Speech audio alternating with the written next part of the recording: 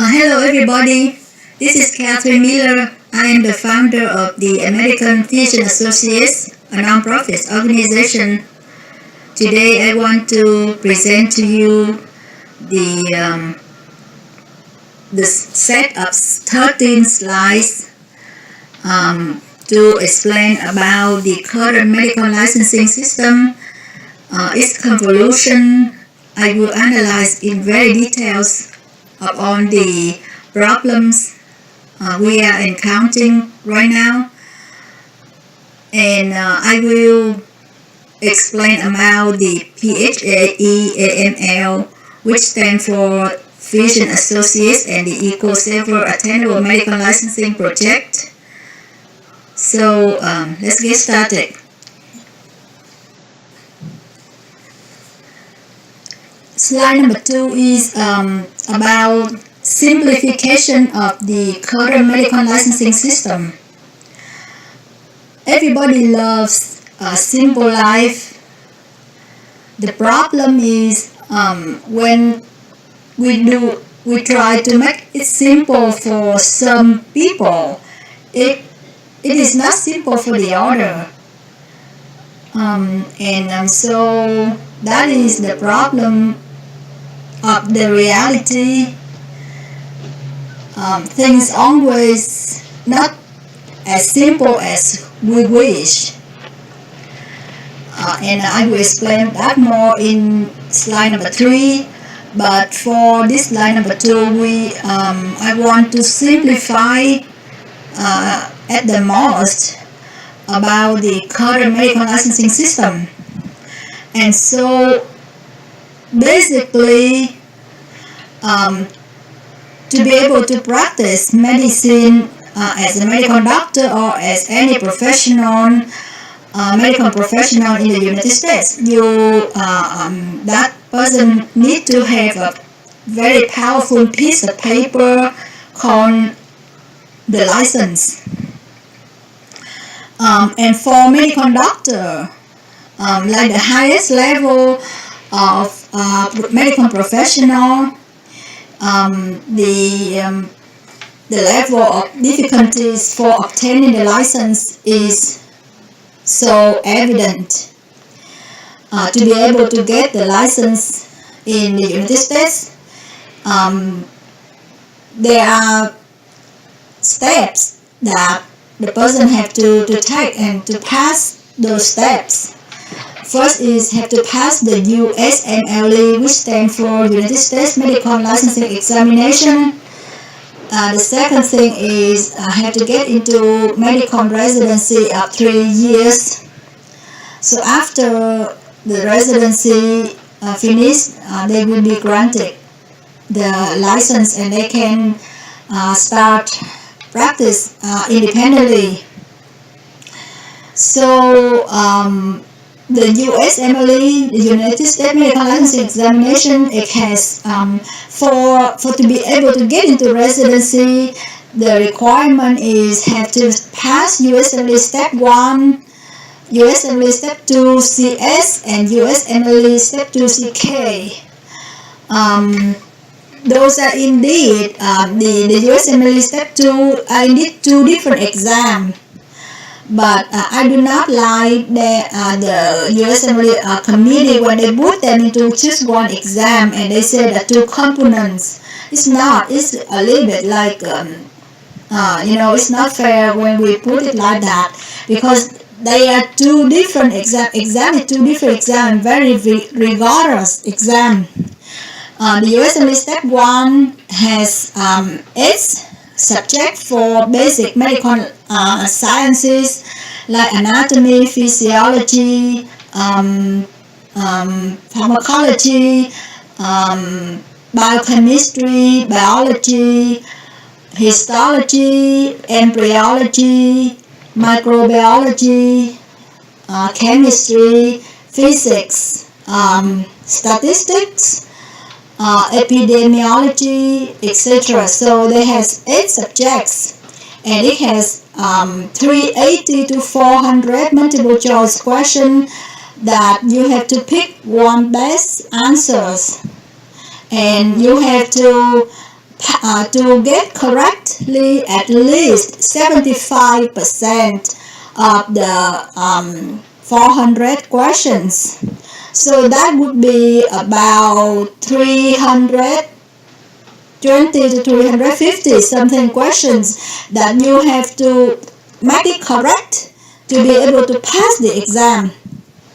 And so this brings to the point that when they compare the scores of some doctors who just passed the exam with some doctors who aced the exam, it doesn't make a lot of sense when we say that the doctor who aced the exam is much better than the doctor who just passed the exam. It doesn't make sense. Because pass the exam is already extremely difficult. About 300 something questions you have to pass it, while the exam is like 400 questions. So that is one point I bring it up about one of the absurdity of this licensing, and for we ponder upon. And that is the USMLE Step 1. The USMLE Step 2 CK is CK stands for Clinical Knowledge.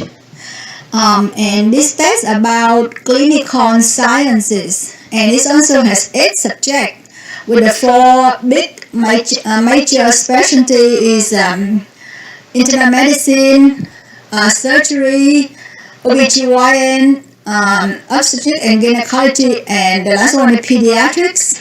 Is the 4 main big specialties, and besides that there's small subspecialties such as psychology, psychiatry, ENT like ear, nose, throat, like laryngo, otolongography, ophthalmology, dermatology, neurology, etc. So they have many subspecialties, and it adds up about 8 to 9 subjects of the clinical science. And it also has 300 to 400 multiple choice questions to pick the best one, the only best one, and it also has to be 75% correct. That's about 300 to 350 questions correct. The USMLE Step 2 CS clinical skills is also a very rigorous exam that the doctors will encounter. Just they make the exam area just like a small clinic with 12 examination rooms. Just like in a doctor's office, that the examinee, the doctor who take the exam, will see 12 patients. Those patients are actors and actresses. They are trained to act as a patient with some symptoms, with some disease that come to see the doctor, but they also train to grade those doctors to see their proficiencies in English, using skill, communication skill, show their compassion, show their care to the patient, and of course they grade their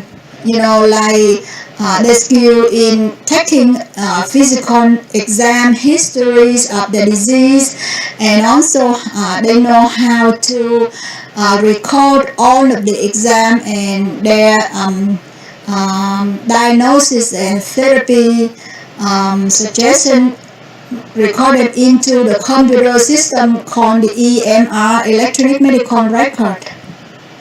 And so each patient will have 50 to maximum 20 minutes for encounter. So the whole day is also a whole day exam, 8 hours, just like the USMLE Step 1 and USMLE Step 2 CK, also 8 hours exam. USMLE Step 2 CS 8 hours, and they see 12 patients like that. And so it's a very rigorous exam. Besides those rigorous, they're also expensive. For now, the Step 2 CS is about like $1,200 to $1,500 per exam for the exam fee. The step 1, step 2 CK is $800 something. And so you want to pass the first attempt, of course, but it doesn't mean that the doctor who fail and who take it again doesn't have the guts. They are fantastic. To me, I just kneel down and like bow on the doctors who have the courage to take the exam again and pass it eventually. So the number of attempts doesn't have to be the thing to humiliate the doctors, as another absurdity of this licensing system has become. So that is the explanation about the USMLE. And then besides passing on those, the ECFMT, the Educational Commission for Foreign Medical Graduates, they have to verify with the foreign medical school where the doctor is trained to send official transcript directly from the school to the ECFMT. So that is for the part of foreign trained medical doctor who are in the United States. How about the domestic train? Domestic train is the same thing. They took exactly on 3 exams, USMLE step 1, step 2 CK, step 2 CS, but they instead called the NEMB, National Examination for Medical Boards. But it's just different name, but exactly the same exam. And the domestic train, they do not go into ECFMT, and they do not get the ECFMT certificate like the foreign trained doctors, but they will, because they are in their medical school. So when they apply to residency, they just need a letter from the dean. It's called the dean letter, and the dean letter is equivalent to the ECFMT certificate. So the foreign trained doctor, after they pass on the exam and they have verification of medical school education training in foreign countries, they will be granted the ECFMT certificate. To compare with the domestic train is the dean letter. And so they are now eligible to apply to residency. And in residency 3 years, they will get medical license. And that is the most simplification I can make for the current medical licensing system. So now we can move to the next slide. Thank you. Slide number 3 is to talk about the very detail of the convoluted current American medical licensing system. This is a very busy chart. The diagram show on the steps, and many issues come with each steps. To the final step is the medical license to be granted. And this is why I divided the slide number 3 into smaller part in slide number 4, number 5, and number 6. And each of the part I will discuss the part of some of the steps and the problem come with that steps. And then to the next part, I continue to explain the step after the first step, and then the problem come with it. So slide number 3 will be divided into slide number 4, number 5, and number 6, and we will talk about each slide number 4, number 5, number 6. Okay. So this is slide number 4, and you can see the slide number 4. As I explained in slide number 3, I divided into 3 smaller slides, 4, 5, and 6. And this slide number 4 is the first step. I would explain a medical doctor come from like when they are still a little kid, little girl, a boy, and they what do they do to get to medical school. And so basically I will explain the two very classic, very traditional pathway for the foreign trained medical doctors in comparison with the domestic trained inside the United States.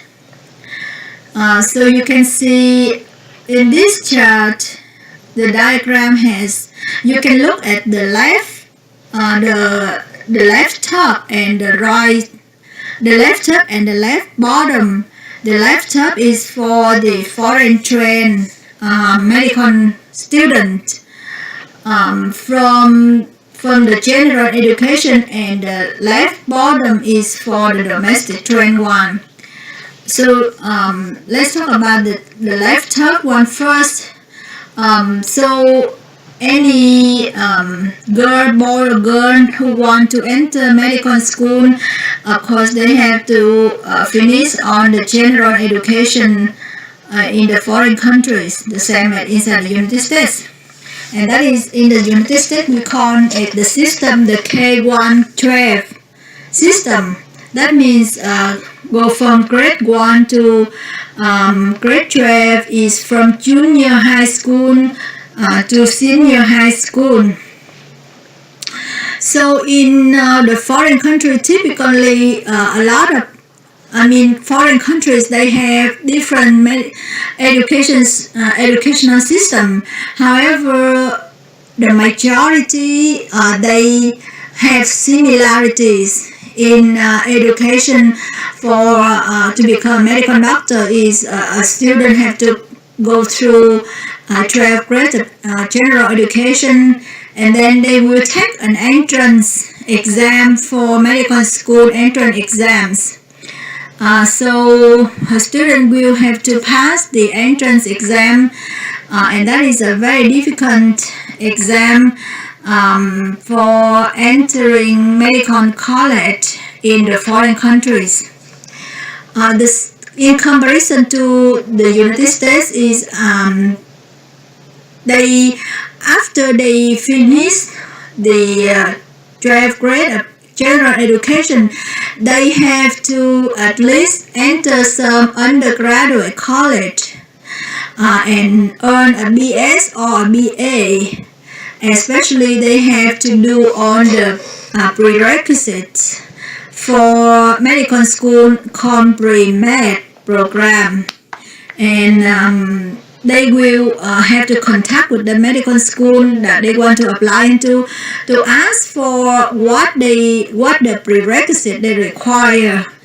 So they will get the class code, the course code, and they will look into the undergraduate college to find the course that matches with the one they want to apply into, and they have to take on those courses to meet with the prerequisite requirement for applying to medical school.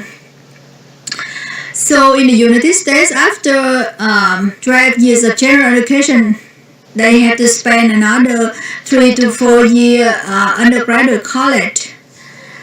And after this undergraduate college, they can take any major in the undergraduate college alongside with the pre-med medical program.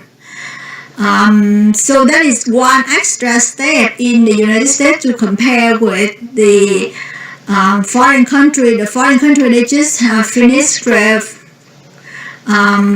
school general education, and they take a very difficult entrance exam to get into medical school. So in the in the United States, after these 4 years, they will also have an entrance exam called MCAT. It stands for Medical College Admission Test. It's also a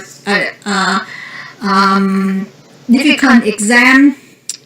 So one point we need to add into the system for the foreign countries is that the entrance exam in foreign entrance exam for medical school in foreign countries is also similar to the MCAT exam in the United States, in a way that mainly they will test biology, chemistry, mathematics, are the three major subjects for the exam.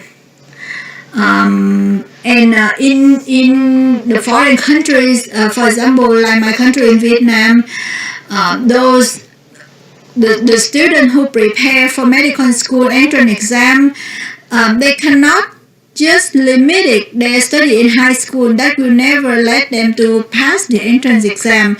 They have to take extra course outside class, and that is not in the school system education to prepare them for the medical college or other college entrance exam. And so it's just like on tutoring outside of the high school system in like in Vietnam. And I know some other countries also do the same thing, that the student have to take extra courses outside high school. So that can be compared to the 4-year college of BS and BA for students in domestic train inside American soil. And then after they pass, they go into medical school, pass on the entrance exam in foreign country as well as the MCAT in the United States. They will enter medical school. Typically, a medical school program is 6 years. America in the early 19th century is only 4 years college medical school, but now they increase it to 6 years college medical school. And so for foreign countries, those students, they just in the school, the first 2 years mainly they will study like lectures and have laboratory with hands-on experience at the school. The first 2 years of the 6-year duration is for basic medical science. They will learn anatomy, physiology, biochemistry, pharmacology, histology, embryology, all kind of basic science, exactly the same as the domestic trained medical school. And so, but in the domestic trained, there is the requirement that the domestic trained student, after the first 2 years, year 1 and year 2, they will have to take the USMLE Step 1, which is called NEMB, National Examination for Medical Boards. So that is the advantage for the domestic trained student, because they are still in school and they have professor to help them to score higher in the exam, because that is kind of affect the reputation for the school for admission into medical school, that the high rate of the USMLE score for their students. For the foreign trained, the foreign trained student, they don't take the exam. There is no requirement to take the USMLE anything. Only after they graduate from medical school in the foreign countries, and if they that will be the time they either they want to immigrate to the United States, then at that point they will have to know about the USMLE and they prepare whatever it is. And I will explain more about the differences of different kind of we call foreign trained medical doctors. There are different groups. So for the domestic train, after the first 2 years, they pass the USMLE Step 1, and they will have USMLE Step 2 CK for the next year 3 and year 4. After year 3 and year 4, that is, they will study medical clinical knowledge. Is exactly like the same as the foreign trained. They also study clinical knowledge, like in medical school in Saigon. In year 3 and year 4, in the morning we go on clinical rotations in hospitals, and in the afternoon we go back to the school to listen to lecture and take notes and study lecture also for clinical knowledge on the main subject, just like in the USMLE Step 2 CK I explained in slide number 2 that the 4 major specialty: internal medicine, surgery, OBGYN, pediatrics, and subspecialty in dermatology, ENT, ophthalmology, neurology, psychiatry, everything like that is for the 3rd and 4th year. In the 5th and the 6th year, it's also clinical science, but now they go to a higher step that the 3rd and the 4th year, we just stop at the level of taking history and making diagnosis. And now in the 5th and 6th year, we return to all of that, but now we start to introduce the treatment plans into those clinical knowledge. It's the same duration and the same methods, strategies for the domestic trend. In the 3rd and 4th year, they just study clinical knowledge at the level of diagnosis, laboratory for diagnosis. In the 5th and 6th year, they will also introduce the treatment plans. So the 3rd and 4th year for domestic trend, they will take the USMLE Step 2 CK clinical knowledge and USMLE Step 2 CS clinical skill, as explained in the slide number 2. And after in the 5th and 6th year, they will have to take USMLE Step 2 Step 3, which I will talk more about that. And I believe the USMLE Step 3 right now is a little bit a waste because it's repeating and it's indeed a 2 exam, but they like a little bit cheating in there. They call it only 1 exam, but it's indeed a 2 exam, and they design the exam to fail the doctors, especially for foreign trend. And it's more about a political game more than just purely testing the qualification, because with the USMLE Step 3, it's more about we are lost in education. There's too much testing, too much academic learning that is unnecessary, and we keep convoluted ourselves into the perpetual testing, studying, and we do not go into implication into the practicality of the reality, and then talk about scoring and evaluation of the doctor based on those scoring is a kind of detached from the reality, and it's even make the relationship between the doctors. They look at each other with not a very healthy opinion, in the way that they think they are better if they ask just a few points more than the other, something like that. And that is not a very good perspective on perpetuating testing, examination all the time. We are lost in education. That is what one of the professors said. So this is the so basically for this line number 4, I'm talking about the comparison between the foreign trend and the domestic trend.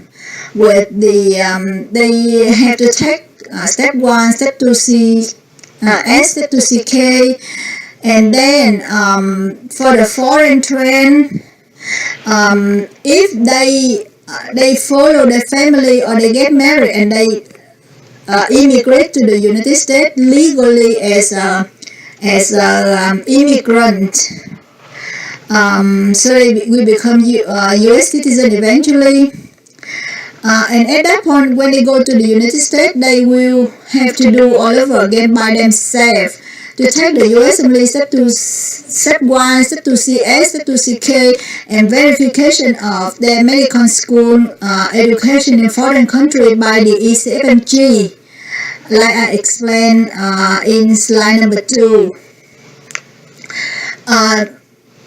But that is when they are already inside the United States soil as a permanent resident. However, there's another group of foreign trained, but they have nothing to do with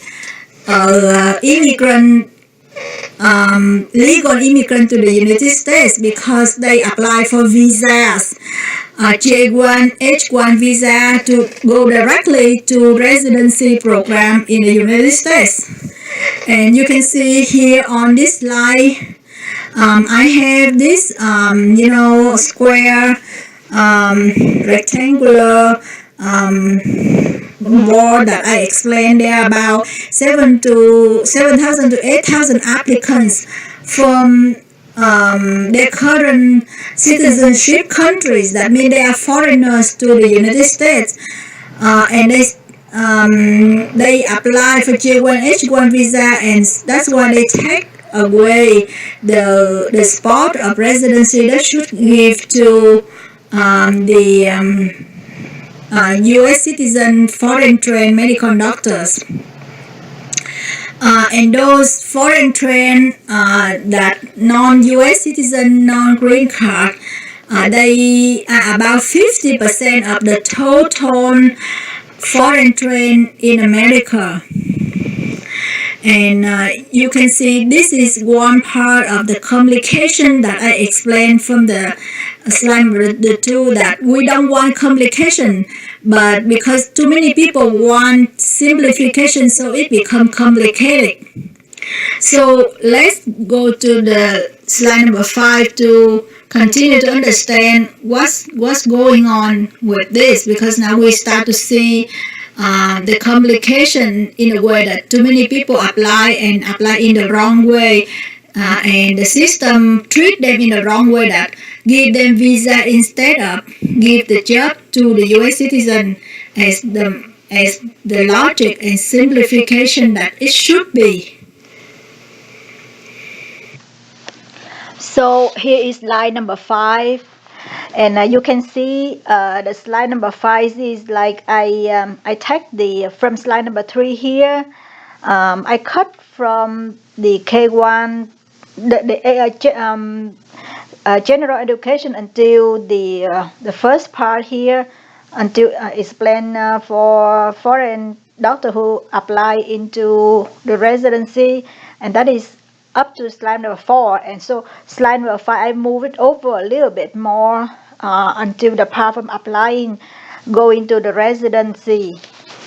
So one point I need to point out that I didn't mention in slide number 3 and slide number 4 is those doctors who have come from foreign countries, as when they want to be eligible to sit for the U.S. Emily, it's not that any foreign doctor who come to the United States be able to sit for the U.S. Emily right away. It's not like that.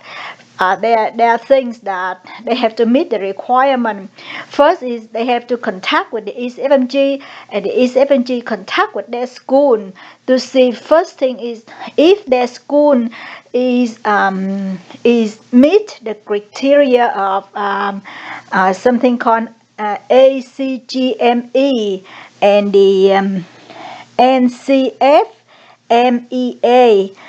NCFMEA is stand for the Committee on Foreign Medical Education and Accreditation, which means that the medical school from foreign doctors who graduated from meet the criteria of the standardized quality and qualifications for training the foreign doctors that meet with the standards that the United States has, so that the United States will accept their doctor degree going to the United States. Because they are schooled in foreign country, it doesn't meet those criteria, and the doctor degree is not meet the level of the high standard in the United States. So those doctors who pass the USMLE, that means their level of education is the same with at least the same with the standard of the United States. So you can see that is one of the quality, the high quality that we should acknowledge about that. So that is one part. And now the second part, I mentioned about the group.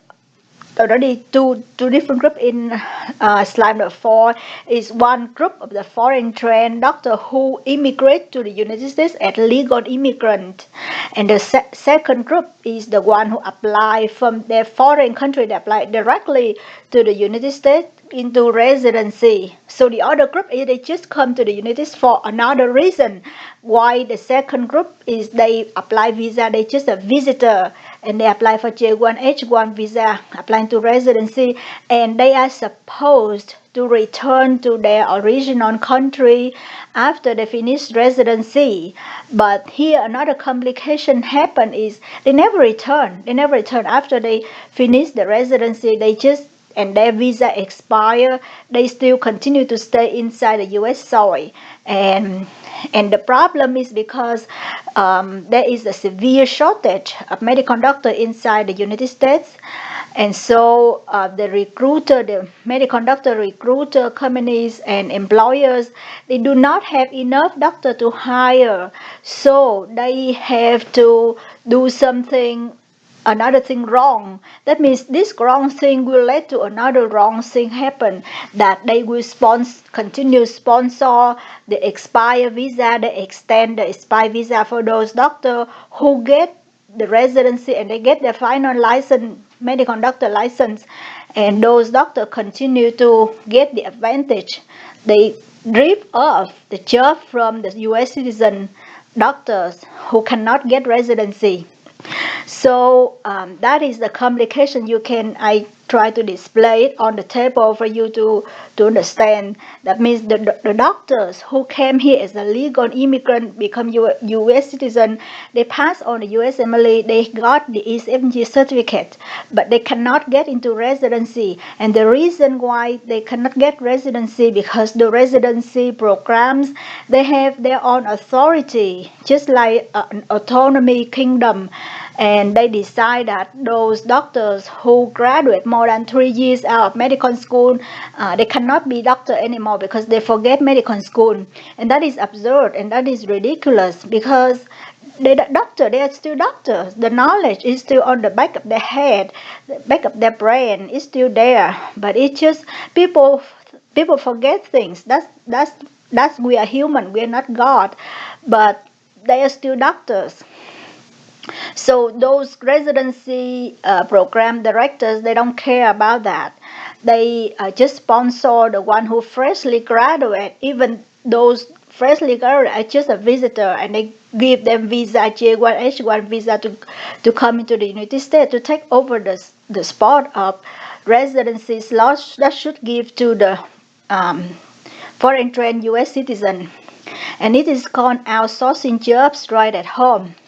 And so now you can see here, I put a very black cloud here, and that which means a bad phenomenon happen. On this square is the gray, is also a bad thing happen.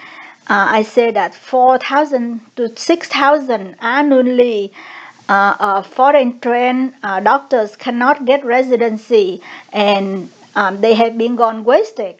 And this problem has been since the E70 established in 1956. That means has been 60 years. And you can make a math multiplication to see how many doctors, foreign trained doctors, we have been wasted. At least 100,000 or more. So that is the system for foreign train and on the domestic train, the pathway is a little bit better, but there is still 5 to 10% of the domestic trained doctor who cannot get much as well, and those doctor is very bad for them because they have very heavy student loans. At least 200,000, 300,000 is an average number of medical student after they graduate medical school.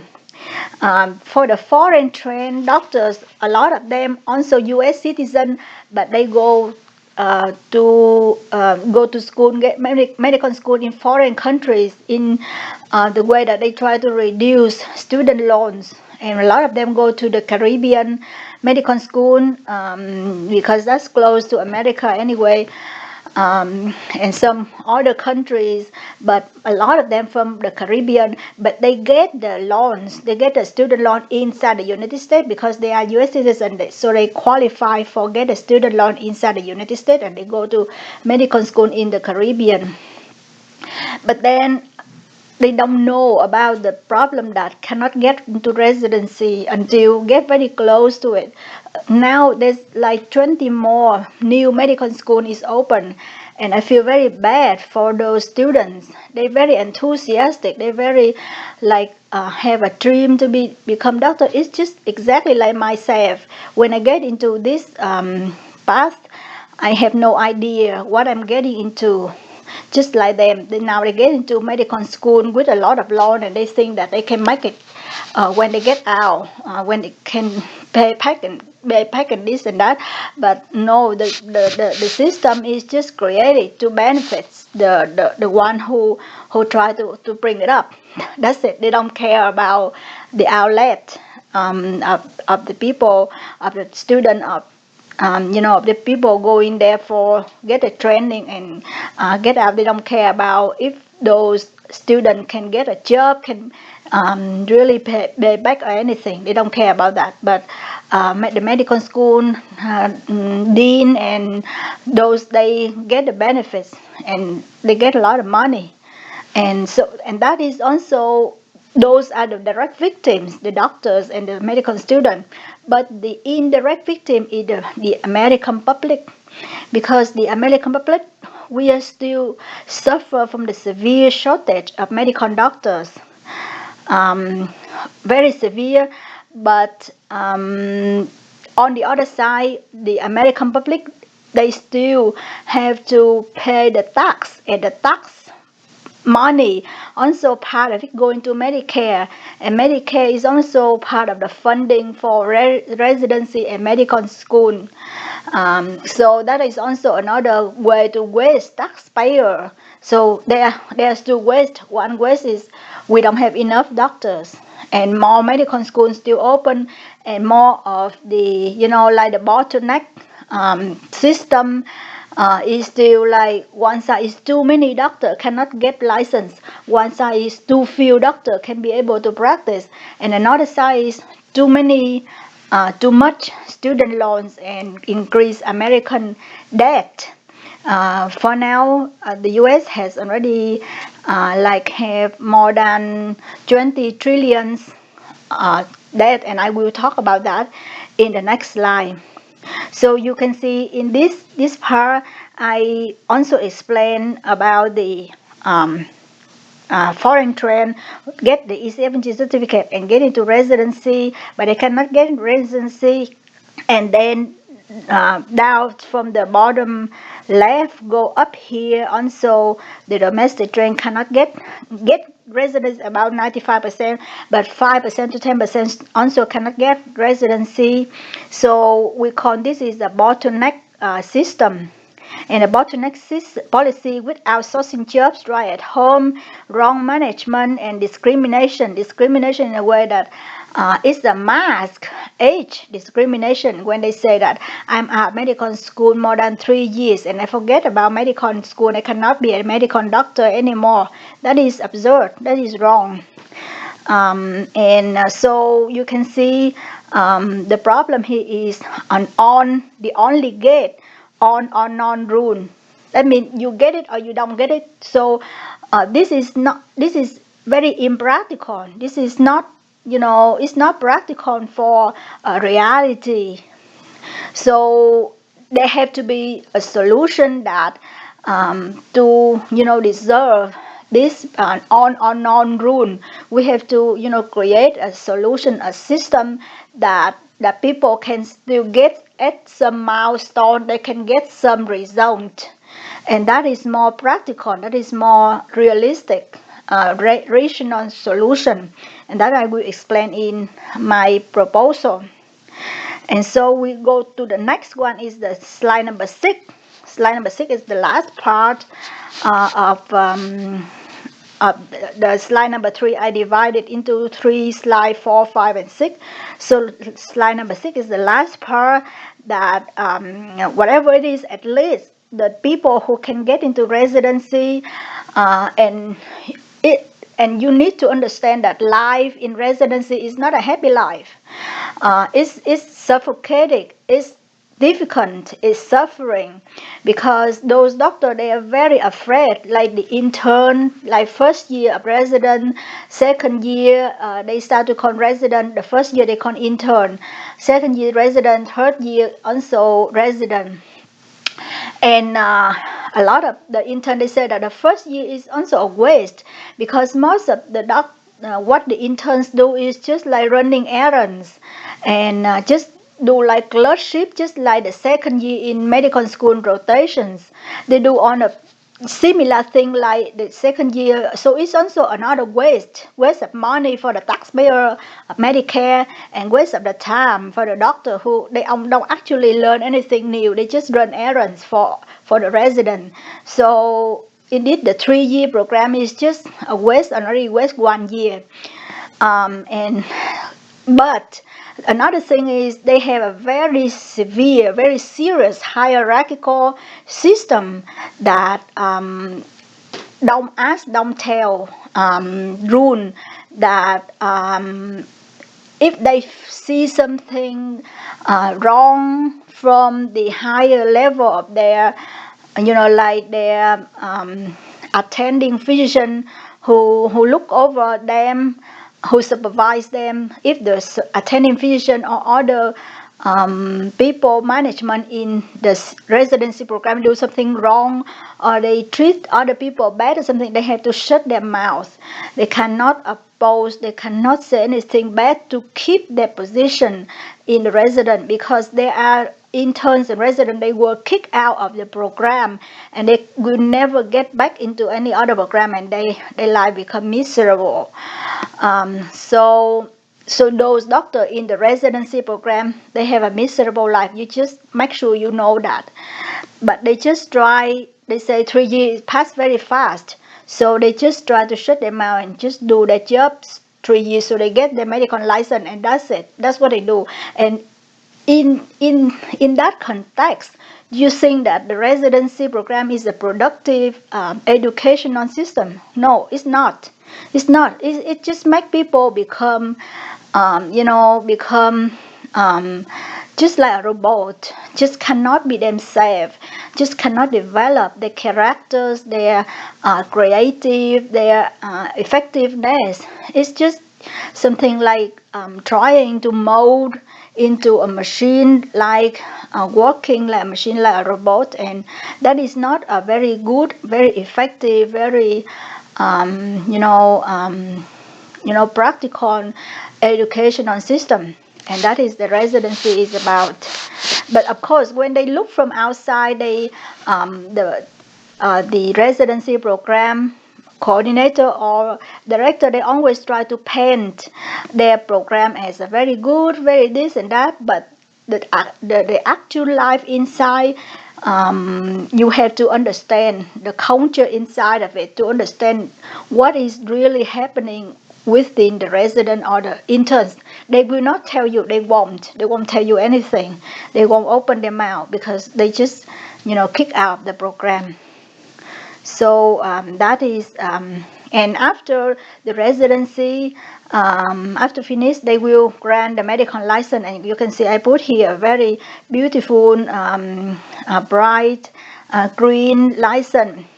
And so after those license, those doctors can become hospitalists, can go out and practice a primary care, or they continue to apply for fellowship, for specialties, and they stay in the similar things residency for 3 or more years to become specialists, and they will practice in specialized medicine later.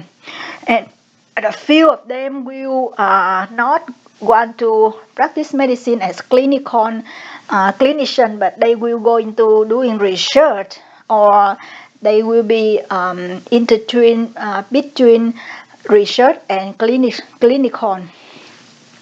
So for this current license system, you see it doesn't serve the problem of U.S. physician shortage. And you see I put like explosive icon here in the black one called U.S. physician shortage unserved. And let me look back into the, slide number 3. It will show the whole thing. You see on the left side, the worldwide physician shortage also unserved. That physician shortage is an epidemic problem. It's all over the world. It's not only in the U.S. On the world, any country also very severe shortage of medical doctors. So our system now, we take doctors from other countries, a lot of them from India, China. So we also try to solve our problem, but we take the doctor from other countries, which those doctors should serve the people over there.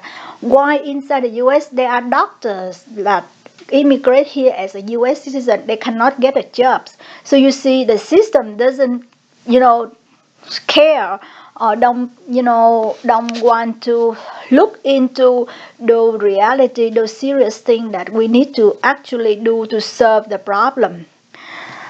So on slide number 6, it will show the problem at the end of the licensing. In the current licensing system, the physician shortage is unserved as the big panorama for the whole country.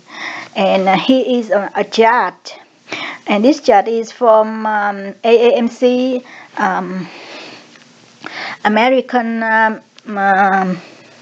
American Association for Medical College, and they have a statistic. They say that in the year 2025, we will have the shortage of 110,500 doctors on the total. You see the red curve right here, and it's going up very sharply.